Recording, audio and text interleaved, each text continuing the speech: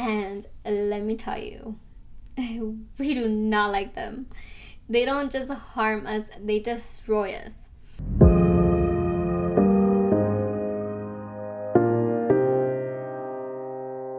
Hello everyone, welcome back to another valuable video. If this is the first time you're watching, my name is Angie and I'm so glad that you stopped by. Stay tuned for some amazing tips and let's get to it. So credit. If you have a score of 750 or above, then I am so proud of you. For real. Don't let it fall. Keep building it up.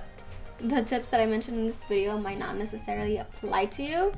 If you have 750 and you're trying to get to like 850, then there are better tips out there for you. This video is for all of my people who don't have such a pretty score and they want to rebuild their credit. If you don't know what credit is or how it works or why it's important, then definitely check out the video up there where I give you insight on that. Okay, the first thing that we have to do is get rid of any derogatory marks. If you have a late payment, then it's time to resolve them. If this is the first time that you're late, then just call up the company, whatever company it's for, and most times they will just take it off. Now, there are a lot of people that have the mentality of, well, it's already late, doesn't matter, like what's another 30 days gonna do? No. It's better being late 30 days than it is being late 60 or 90. If you call them 120 days later trying to get it off of your account, then they most likely won't.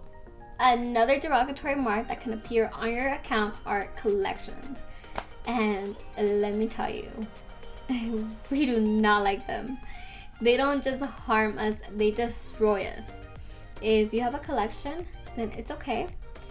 It's okay. It shouldn't have gotten to that point in the first place, but life happens, right? I had a collection on my account like 2 years ago. Took me about a year to finally decide to do something about it. And I know that if I was able to do it, then you can do it too. So, this is what you're going to do. You are going to write a dispute letter. You are not going to submit it online. You're going to write it, okay? And if you think that you have terrible penmanship, then just print it. If you don't know what the heck to write about, there are a lot of examples online. Down in the description, I can even link a few just so that it can help you. You don't have to struggle. Then you're going to be consistent. You're going to send it out to the 3 major bureaus every 30 days, okay? You will not stop sending it until it gets resolved and it gets taken out of your account. Another thing that can help you out tremendously is if you bring down your credit utilization. Try paying off your cards in full if you can. If you can't, I totally understand. The struggle is real. If you can't afford to make an extra payment, then try one of these two options. Maybe that might help. You can either become an authorized user, go to someone who you trust and someone you know has a high credit limit, and ask this person if they can put you in as an authorized user. You will not get access to their account. You will not get a credit card if they're worried about you mishandling it. You just need this person to put you in. If they have a credit limit of like, let's say 10,000 and they put you in, then that will show up for you and this will help you tremendously. I know when I first started building my credit, my mama helped me out. She put me into multiple accounts of hers and my score went up. If you don't want to do that, then you can just add another line of credit to your account. I know jewelry stores are known for giving people high credit limits. I think myjewelersclub.com is a really good one. You do have to pay $100, but in return, you will get about $5,000 in credit. And as a result, that will bring your score up because your credit utilization will come down. Now that you have done all of that, it is time to make more moves. You should get a secured card. It works differently than an unsecured card, but it's still very simple. When you apply for a secured card, you will give a deposit. Let's say you give $200, then that $200 becomes your credit limit. You're just using your money instead of the bank's money. And it works pretty much the same. You should still stay under 30%.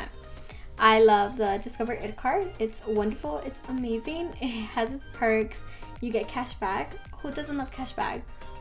And the good thing about this is that when you increase the amount that you're putting in, then your score will increase as well. There are also things kind of similar to secured cards. Not really, but like kind of. There's SelfBlender. You basically choose whatever amount you want to end up with. You make your monthly payments until you reach that amount. And then when you're done, you just get the money and you get a higher credit score. And they report this to the major credit bureaus. So then they will see, 1, you know how to make monthly payments. And 2, you will build credit history. Okay, I think that is it. I feel like I am forgetting something, but I don't know. Oh, wait, I almost did forget. Oh my goodness. Okay. You guys should look at all of your accounts. Look at the address and name you have on file. If you've moved, it's an old address. Maybe you have your parents' address. Maybe your name is spelled incorrectly, or maybe there is a name on there that shouldn't be on there. If you get this fixed, then your credit score will go up. That is it for today. I hope this helped you in some type of way. Always keep in mind that it's something you have to build. If you fall back into bad habits, then your score will decrease. And thank you so much for tuning in. I appreciate it. And please don't forget to share, like, comment, and subscribe. And remember, and don't be upset with the results that you didn't get from the work you didn't do.